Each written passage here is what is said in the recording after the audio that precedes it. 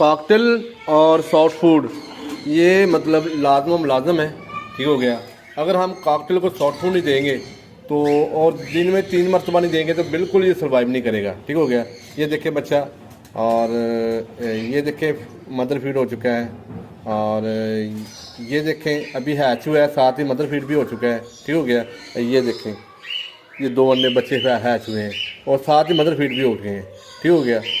Continue soft food अगर हम देंगे, अगर आपके पास मल्टीविटामिन अच्छा है, प्राइम है, तो क्या ही बात है।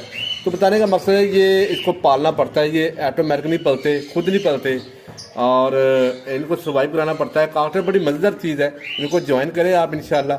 और ये 6-6 7-7 बच्चे पालते हैं, मगर ये सॉफ्ट फूड पर कंटिन्यू मूड करता है ख़राब जब बस इसके साथ मिसबिहेव करता है। ये प्रोटोकॉल चाहता है। ठीक हो गया। ये कॉकटेल थोड़ा सा शाय है, प्रोटोकॉल चाहता है। टेम्परेचर आजकल आइडियल है, तो इनकी ब्रीड लें।